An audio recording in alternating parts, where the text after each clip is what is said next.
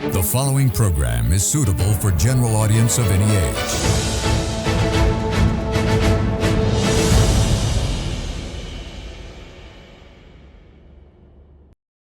We would like to remind our viewers that the views expressed in this program by our participating guests are solely viewpoints of them who take part and does not reflect the views and beliefs of the Derana Media Network.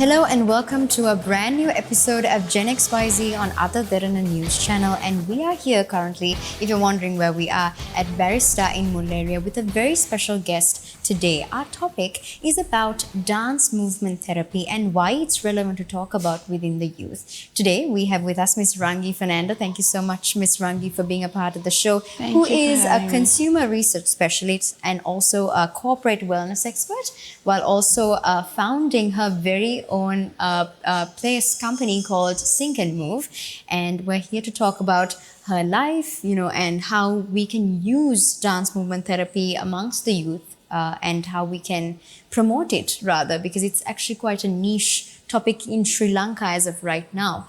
My first question to you, Ms. Rangi, again, thank you so much for being a part of Thank you for having me. My first question is, I want to know how you got into the life of dance and how you made that transition from dance to making it about dance movement therapy. Yeah, it's funny because every time someone asks this question, I go back and I can't also imagine how it has all happened. But I've been dancing since I was 6 years old. It's not, my dance memories go as far as my life memories. So it was not a decision to start dancing or something like that. It was just something my sister and I were doing from younger days. But somewhere along the way, of course, I followed the typical path that you're supposed to follow. Dance is just a hobby. And I became an accountant. I was in Malaysia studying that. I got a degree in accounting and finance. I came back, I got a job in the corporate world. I was at MAS for 10 years. And however, during that time, I still kept dancing. It didn't leave me. It was more than a hobby. I wouldn't say it was just a hobby. I was good at it. I was training in it. And I was doing what I thought I was meant to do, or rather what I should do in terms of dance. And somewhere along the way, because of my job, I got to travel a lot. And I took that as an opportunity to explore the world of movement. I used to not call it movement. I call it movement now, but at that time it was dance. And long story short, I met a teacher who told me that I can, it's funny now when I say it, but he said I can move anywhere that I want to move as long as I give myself permission. And that actually changed my life, because I stopped looking for shapes, I stopped looking for routines, I stopped looking for moving from the external, keeping my hand in a certain place, keeping my foot in a certain place. And I just started expressing however that I felt in that moment through movement. And I broke all the boundaries of what I thought dance should be. And that really changed my life. It changed my mind, it changed how I was operating in the world, it changed how I felt in terms of confidence, and I was connecting more to my authenticity, I think.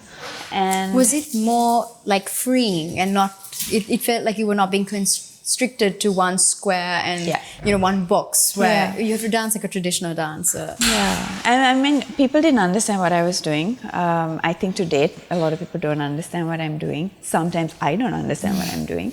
But yeah, it was really about breaking away everything that we think dance should be. And also, in turn, the mind also opened up. In terms of how I saw life, how I saw certain situations, how multiple perspectives can exist in one situation. And I got very curious about that. That's it. That was really what it was. It was curiosity that drove all of it. Yeah. And now, since we were talking about the platform that you have created back in 2019, which is Sync and Move, how did how did you know you wanted to start a platform like this, and what drove you to really? I mean, because you said now it made you feel more free. What made you want to give it to other people, that same feeling, and how has it been doing since? Actually, you know what? I wish I could have a really profound answer to why I started Sync and Move, or rather why I called it Sync and Move. At that time, really, I just wanted to do one session. That's it. And then I woke up in the morning and I was like, what can I call this thing? And then I just brainstormed certain things, and then it was Sync and Move, and now it has grown so much that I never planned for that to happen. But at that time, I really was sure that I wanted to share this. Because I realized, because I was also in the corporate world, and I saw what was happening in terms of how we are in this wheel of life, and how we go from one thing to the other, to the other, to the other, and we don't have time to be free, to really let ourselves be and see what happens. And I thought, if this thing was doing something to me and helping me with my life, I'm sure it can't only be me. And I thought I'll share it with people and see what happens. That's it. It was a very simple thought. And I started at work, actually. I used to do sessions after work for people. And that was how Sync and Move started. It was to give a space for people to just be. And now you have a lot of people, actually. Yeah, I do have a lot of people. And ultimately, predominantly, apart from corporate sessions, it ended up being mostly women that come to my sessions. Mm-hmm. Yeah. I mean, and maybe this could be something that spreads and spreads awareness rather of the need as to why we need to sort of cultivate this amongst the youth, and why this needs to actually happen more often than it does in Sri Lanka. Yeah. And I actually want to talk a bit about what exactly dance movement therapy is, and why it's important for the youth. Now, for example, for those of the people that don't know what it is, I understand it's not the traditional way of dancing, but what is specifically therapeutic about it, and why the youth needs it? I wouldn't. Okay, so firstly, I'll answer one thing. There are two things. Something can be therapeutic, and something can be therapy. You can go to the gym, you can play a sport, you can read a book, you can move, and it can feel therapeutic. But it's very different to it being therapy. Therapy is the contract, or rather the understanding is that it's customized to the person. And it's about that person, and it's about figuring out how to support that person. And the solution is not a standardized thing. It's not like just reading a book. It's about what you're reading, how you're reading it, the pace of it, so all of those aspects. And when it comes to dance movement therapy, by definition, movement therapy is the psychotherapeutic use of movement to promote a person's cognitive, physical, emotional, and social integration to support their well-being. But if I am to really dumb it down, to say it in simple terms, a movement therapist is trained for 2.5 years to understand people's movement, to analyze their movement, and to equip people with the movement capabilities or the profile that's needed for them to figure out whatever that's going through in their life. And we are trained to know when to intervene, how to intervene, and also to understand and empathize through our bodies with the person. Because not everyone can talk about their feelings, especially in the culture of Sri Lanka, actually. It's not normal for people to speak about their feelings, not because they don't like to talk about it. That is part and parcel of it, but it's also because they're not aware. They don't really know. Sometimes they can tell in the body, this is hurting, my stomach is hurting, I have a headache. But they can't really translate that into feelings. So through the physical body, you can support the mind. And that is ultimately what movement therapy does. Yeah. And there is obviously now scientific reason, as you said, when you have your lower back pains and your neck pains, it's actually a sign of stress, immense stress. Yeah. And now, how do we sort of break these cultural, things that are keeping us in place, telling us not to express ourselves? Because, I mean, as women, yes, we are known to be very emotionally vulnerable. But when it comes to like men, maybe doing dance movement therapy, there's a bit of a, there's a cultural taboo, yes. But also I think the cultural aspects of how things should be is also very healthy. Because in order for us to function as a society, to make money, for the economy to run, it's important that we stick to a structure. But what's lacking is the awareness that we are in a structure, and how do we give ourselves breaks from this structure, and how do we integrate that into our daily life. It's not really about breaking the structure at all. It's about how do we sustain the structure, and also how do we integrate ourselves into the structure in a way that's sustainable for us. Because ultimately what happens is, when you're in this structure and when you're in this loop, you hit a burnout at some point, and it's a very, very shocking thing to people. But how do we reduce that? How do we make that, how do we reduce the shock that would come, and how do we do that through making it a part of our daily life? Yeah. And how do we coexist with the system rather than try to go against it? How do we become friends with the system, and how do we flow with it, actually? Yeah. I wanted to know now, since there is obviously a certain demographic that is attracted to dance movement therapy, as Sorry, it is right I want to also talk about men and women. It's a cultural taboo. It's not that men are not vulnerable. It's just that they are not as comfortable expressing it. And it's also, I do specialize in movement therapy for women, and I'm doing that because I am a woman. It's because I can relate to women and I understand a little bit better. But it's not that I am cancelling out men. It's just that I don't have the capacity to do both. But when you do read up, or when I do spend time to figure out movement therapy for men, men also have their own challenges. And the fact that they are not able to express their vulnerability is not a weakness of theirs. It's something that has happened because of the role that they're supposed to play in society. Because they don't have the privilege to be able to be vulnerable. They don't have the privilege to be able to be weak. Because they're supposed to run the family, they're supposed to provide for the family, they're supposed to put up a brave face and be in front of people. And that comes with its own challenges. So I am very much supportive of movement therapy being needed for both genders. And I do wish that more men connected with it, yes.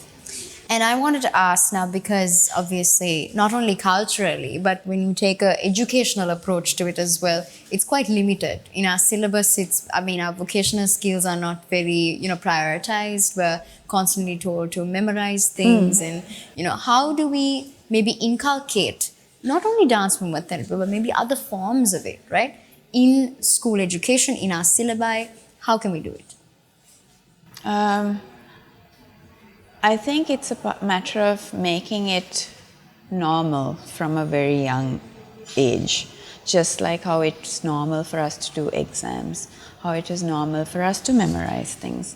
It's just a matter of putting at least 10 minutes in from their timetable to dedicate towards not movement, anything that gives them time to have a connection with their body and mind. That's it. It can be drawing, it can be singing, but whatever that you're doing, to be intentional about it.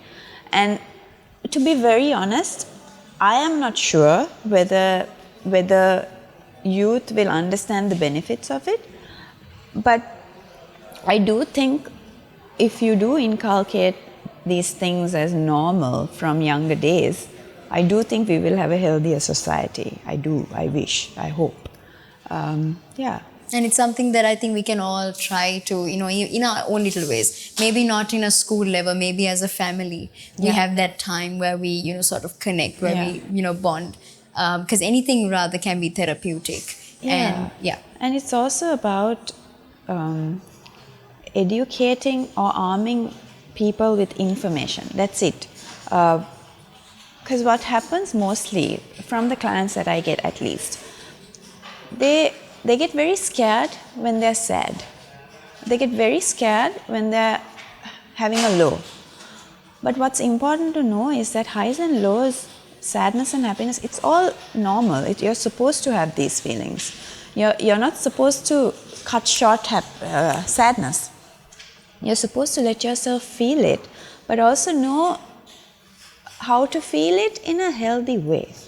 And to know that you have your own back, to have the resilience to handle the lows.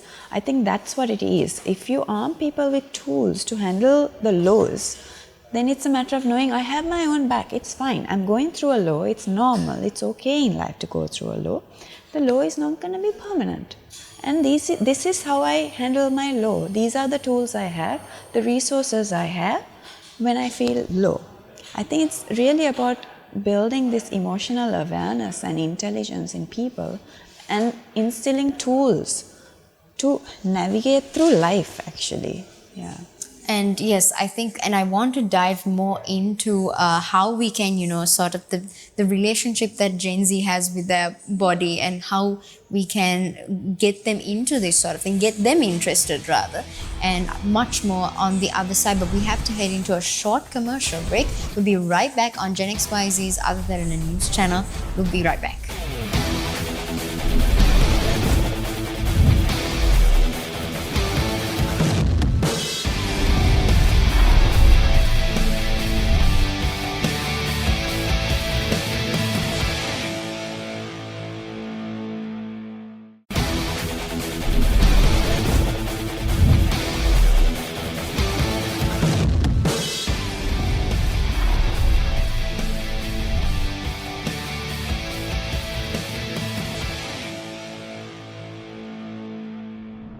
Hello and welcome back to Gen XYZ on Other Derana News channel. And as we spoke in our first segment, we're actually here with Ms Rangi Fernando, a certified teacher of meditation and mindfulness, also in dance movement therapy. And she has her own platform called Sync and Move, where she spreads what she has learned and what she does best to other people.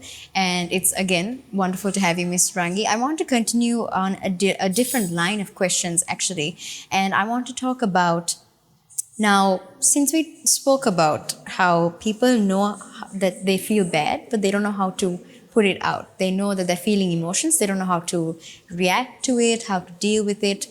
How exactly does unrecognized trauma look in a person's body, and how do we take, maybe not, we can't fix it. It's not about fixing it. It's more about learning how to deal with it. How do we do that with dance movement therapy? It's just a matter of giving people space, actually, to begin with. Giving people space to slow down, to allow their body and mind to have a dialogue. Actually, that's it. That's all it takes.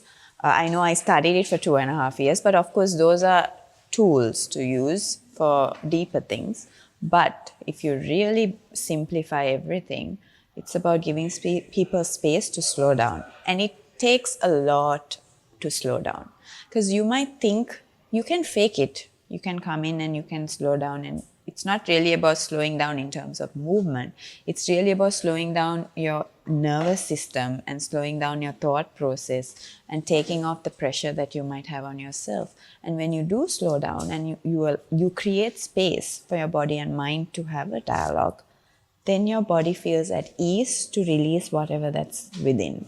But that takes a lot of patience and time. It's not a matter of like, boom, you go and you do it. It takes time, it takes patience, and it takes kindness. You have to be kind to yourself, and you have to let yourself feel like you have, because most times you have your back, because most times people are also afraid of slowing down.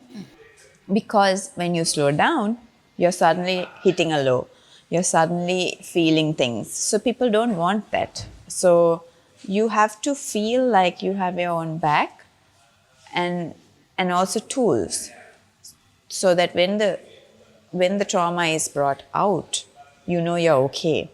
And you also know that you can also put it back in the cupboard whenever you need. You don't have to deal with all of it. It's just a matter of just allowing it to come and then letting it settle again. So when you continuously do that, that's really how you have a balanced life, actually. And also, what does this, unhealed trauma look like in bodies? What does it look like? It depends. You can't generalize like that. And I also don't sometimes like to call it trauma. It's like your body holds memory. It can be positive, it can be negative. Could that be result in maybe bodies, like when you're doing Yeah, therapy, so like stiffness and... it can result in like stiffness of the neck. More than that, people have compensating behaviors. So if you're constantly adjusting your hair, or you're fidgeting with your fingers, or you're having some soothing behaviors. And also when you observe people hugging, it also shows a lot about people. When you observe people, how they speak, if they're making eye contact or not. So these things say a lot about a person, and we are constantly communicating. So yeah, so from that you can say, you might also be able to catch yourself though, because we all have soothing behaviors. It's how we self-soothe. Sometimes we would do this, or we would do this, and you might not notice, but it's you taking care of yourself actually. It's you being equipped with things, because we do it naturally. It's just a matter of knowing I'm doing this. A coping mechanism. It's a coping mechanism, correct. So yeah, it's hidden in the movement. It's there. And this might be a controversial take, but obviously there are people that can maybe manipulate the movements that, and to sort of bring out, and how do we know if people are being deceitful when that happens? You mean if someone is... So, for example, let's say they want to seem genuine or endearing, right? How, and they manipulate their body movements to suit them. People are being, or they're pretending. Yes. How They do we it know? because they're not ready. And that's okay. At some point, they will stop pretending. Pretending is also very important because you're protecting yourself.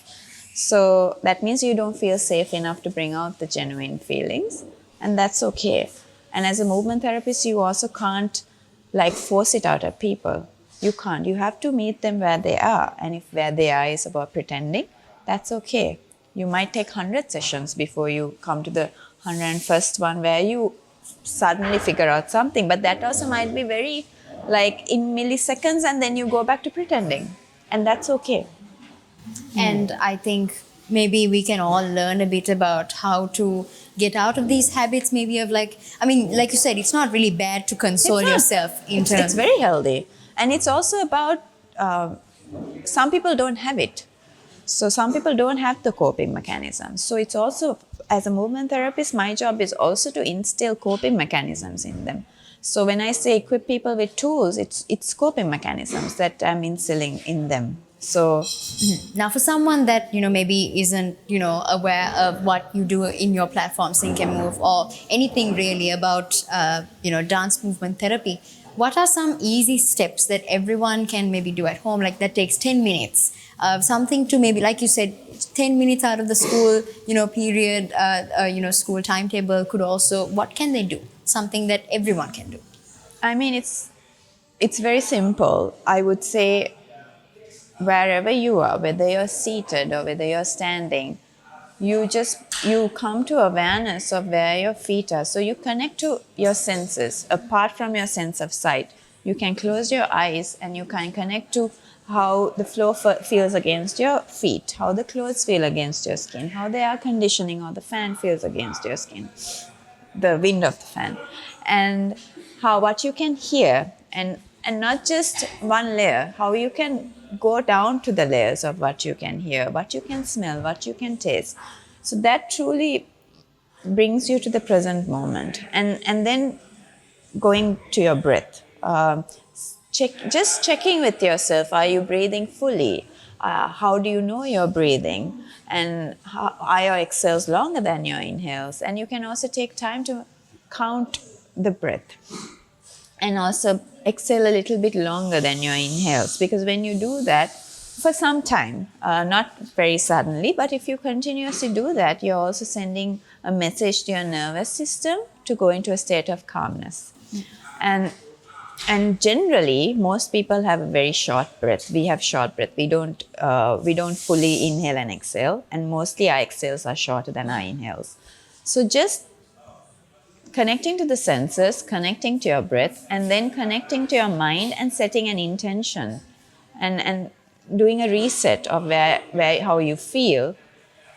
And if you do have time, you can let that go into your imagination and visualize something. I generally visualize water and how the water might feel against your skin, how you might be touching the water and the water is touching you. You can also let your imagination go towards water is traveling through your body and it's reaching your mind, and how is that affecting your movement, and go into a little bit of a movement, connecting the senses, the breath, and the movement, and doing that for, you don't even have to have 10 minutes.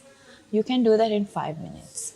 You can do it, you can incorporate this in while you're doing maybe another activity. Exactly, yeah. So, yeah, I think that's a very simple thing that you can do, and it's also something it's how I start each session of mine. It's of course a bit longer, but each session has a grounding that happens at the beginning. So we start with walking, and then we go into connecting to our senses, setting an intention. So any session I do starts with that.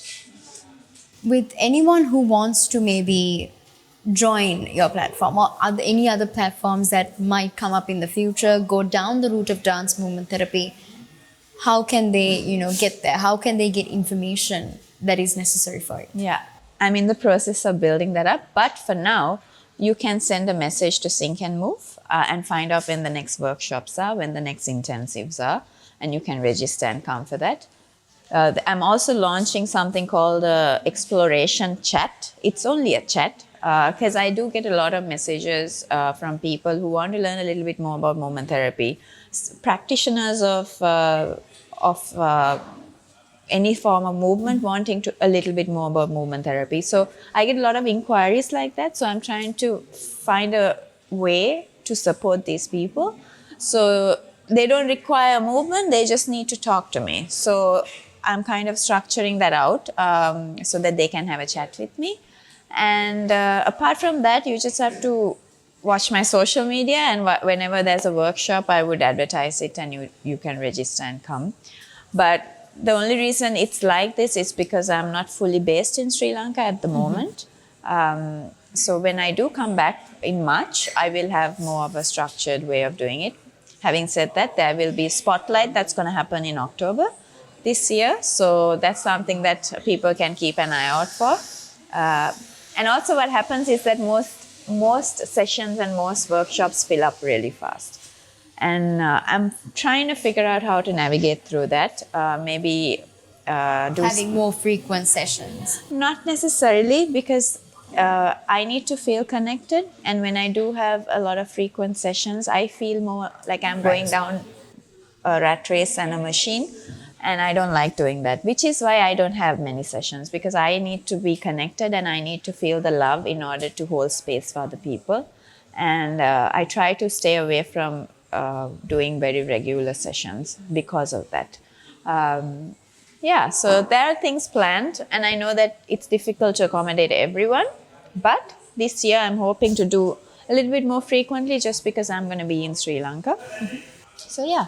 Now, since you are a licensed practitioner of dance movement therapy as well, how can people who are actually qualified in this field, maybe since like we already established in Sri Lanka, it's not a very established form of therapy. Therapy in general is sort of a taboo topic, but maybe in Gen Z, in Gen X, it is a bit more prominent. How do we get people to sort of build and establish here dance movement therapy? How can we get more people to come in? You mean how can we get more practitioners to come in? Licensed practitioners like yourself. Yeah. How can we get organizations to start up, people to want to fund these things? That suddenly, I felt a little bit of pressure in that question because I felt like it's my responsibility. But I think if and when we do form an association, maybe Creative Arts Therapy Association, because Dance Movement Therapy Association is a little bit impractical because I would be the only person.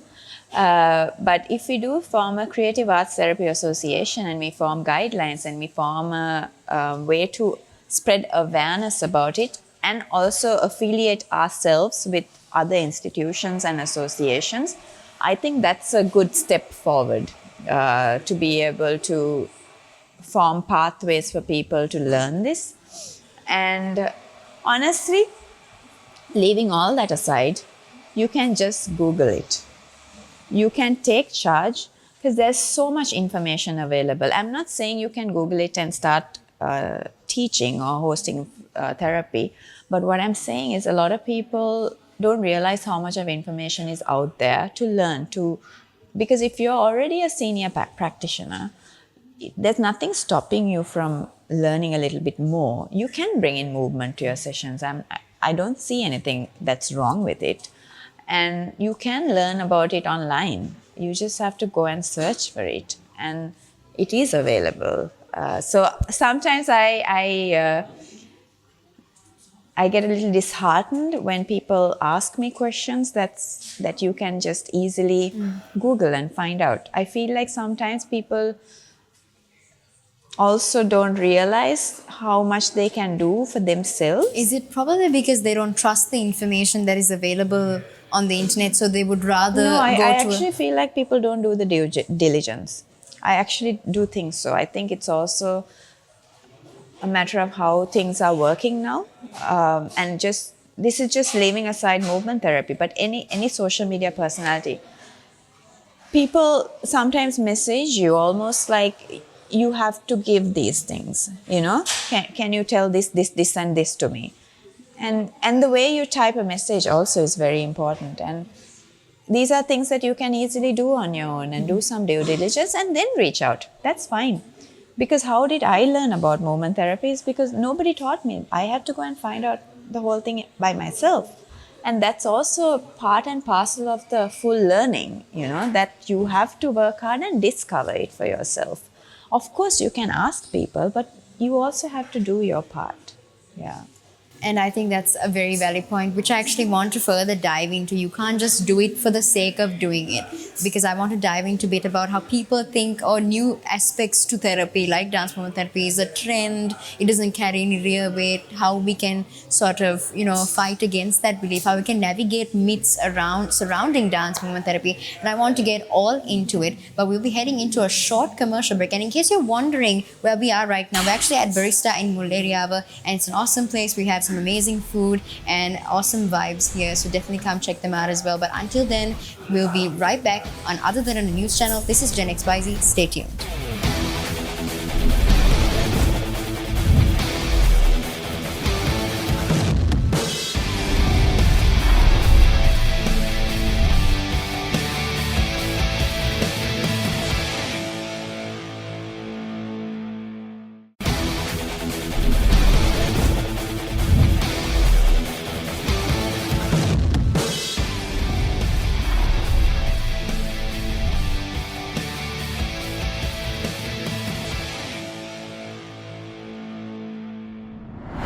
Hello and welcome to Gen XYZ on Other Than a News channel. And once again, we are here joining with Ms Rangi Fernando, who is actually a licensed practitioner of dance movement therapy, and she has founded her own platform called Sync and Move, where she wants to spread what she knows and what she does best amongst the rest of the youth. And like I said, Ms Rangi, I want to get a bit into how we can, now since there is a cultural divide and since there is a bit of a misinformation or myths rather surrounding just in general therapy now, because dance movement therapy is a sub-genre of that, more myths surrounding it because it's not even as prominent in Sri Lanka as therapy in general. What are some of these myths that people have, and what have you done to combat these myths? If I'm to talk about, I'm gonna turn it around actually. So my research for my education was, it still continues actually. My research was how do I integrate dance movement therapy into the cultural context of Sri Lanka to empower women. And that's the field that I will keep researching on. But the beauty of the research, or what I found out through that, and I did it because I was so curious as to why only women were coming for my sessions, or why they felt more comfortable coming for my sessions. So when I did go into it, I'll just summarize it. People, of course, there's taboo around talk therapy. People are they care about the judgment of the society going into therapy. It's not seen as like a thing you do regularly, and it should be. And also, in Sri Lanka, people are uncomfortable to speak about their feelings. That's where dance movement therapy comes in, because through dance movement therapy, people are able to feel their feelings and not necessarily speak about their feelings. And this speaking also comes through the fact that people are afraid of confidentiality, people are afraid of judgment, and people are afraid of what other people would think. But in movement therapy, you don't necessarily have to talk about all of it.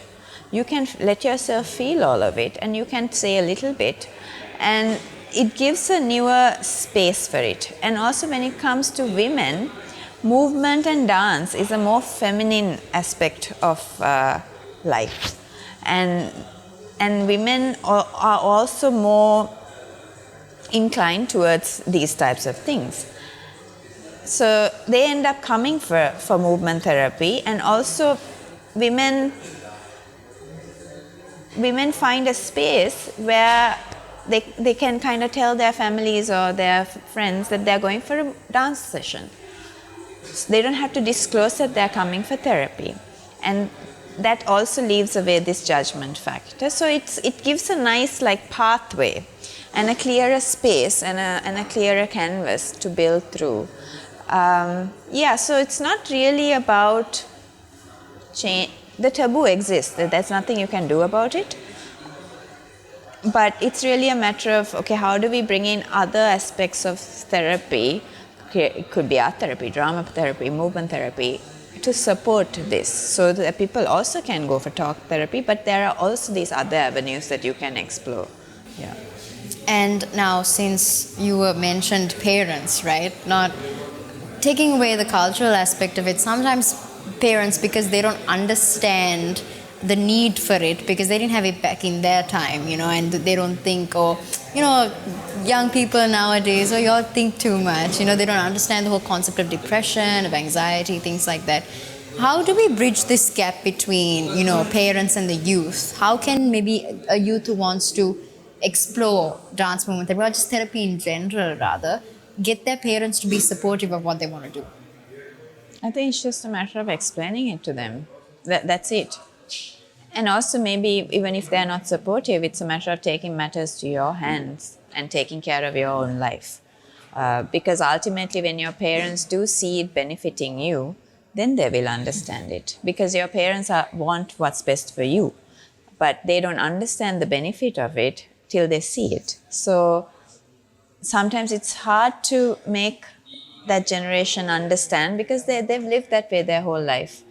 And that's how they know to live that way, and that's how they know how to live. Also because they didn't have social media. They didn't have the pressures that the generations have now.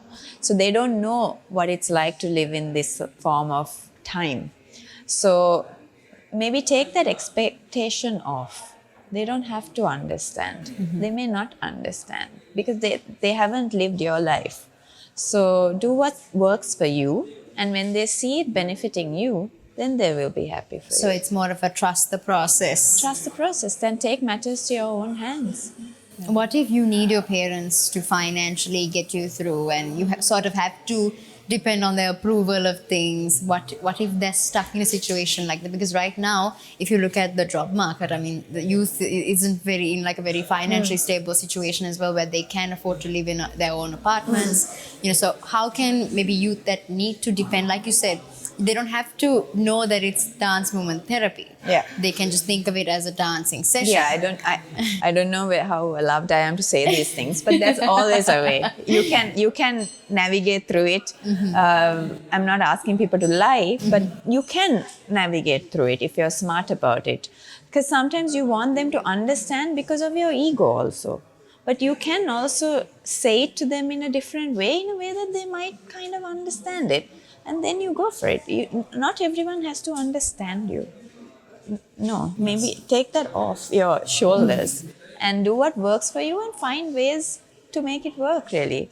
Because if the parents have to financially support you, maybe it's the way that you word it to them that has to change. Yeah. And now we've only been talking about, the downside of culture sort of clashing with how we want, dance movement therapy and things like that. But I want to take a positive aspect to it. Now, Sri Lankan culture, we're known to have our own, we have our Udarata dancing, different styles of it, and so many different types of traditional dances in Sri Lanka. How can we incorporate a bit of that now? Because those vocational trainings are present in schooling. Like we have dance classes, so how do we maybe incorporate some of that and maybe dance movement therapy into things like that? I don't think we have to. That itself is therapy. I think it's okay to leave dance as it is in school. I think that's one of the best things that our education system has. The fact that we dance from grade 1, it's amazing. And when I tell people abroad that this is part and parcel of our culture, that you have no choice but to dance from grade 1, you have to learn the mandir, you have to learn all of that. I think it's so amazing. And I think we need to leave it as it is. We don't need to touch it. We don't need to change up our traditional dance. We don't need to make it therapy. Leave it as it is. And therapy can be done in a separate segment. We don't need to change all dance into therapy. That's something that I'm very passionate about. And it's something that people misunderstand, that dance has to change into therapy, or dance, all of it has to be about emotions.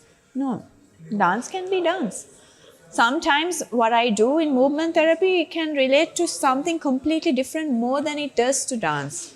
Yes, dance is a form of expression, but we can leave the traditional dance as it is. We don't need to change it. It's one of the most amazing things that we have, and I'm a big fan of it. And I'm so grateful that I dance from a younger age. And I'm so grateful that our entire society has danced from a younger age. And that is what they connect to when they come for my sessions, to that younger girl who used to dance. Everyone says, I used to dance. And when they do come into my sessions, the pathway happens really quickly, because they go back to their younger days. They go back to school. They go back to the days when they had to put on makeup and do a performance. And yeah, we need to leave it as it is.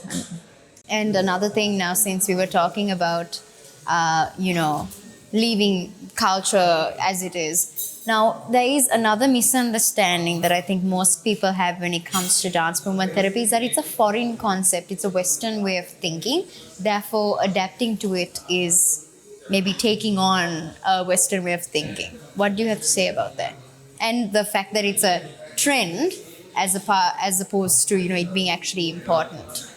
Well, it is a Western philosophy. I'm not going to argue that point. But the more I studied movement therapy, for 2.5 years, I spent time, and they have mask therapy, and they talk about drama therapy. They talk about, of course, dance therapy.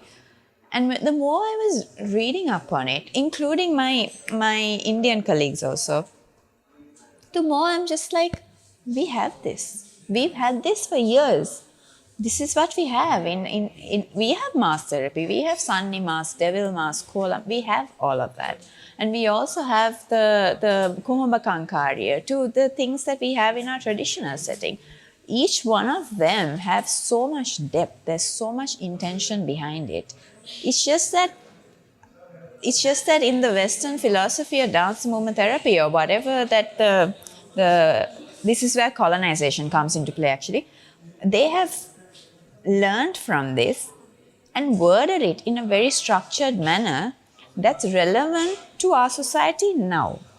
It's the wording that's different. It's the research, it's the scientific evidence-based research, it's the wording that's more accepted in the Western world, and it's seen as a higher, like hierarchy, like higher place in the ladder.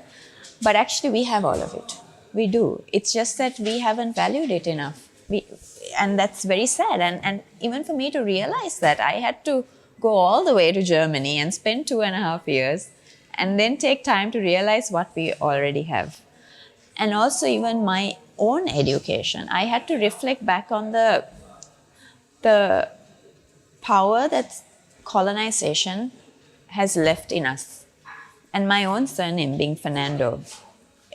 Because the more I research culture of Sri Lanka, the more I research why we are the way we are, why we move the way we move, and why these Westerners have kind of structured movement therapy, and we've always had it. It comes down to colonization. And the lingering effects of it, it's still there. It's just that we're not aware of it. And yeah, so... And the fact that it's a trend it's not really a trend, it's more of it being relevant now because the needs of a society, it's ever changing and we have to adapt to it. So it's relevant right now. That doesn't make it a trend, it just makes it necessary. It's where we are in life right now. And it's a necessity right now, given the world right now in terms of social media. We're constantly bombarded with information. We're constantly being pushed. Life happens much faster now, much faster than it did some years ago.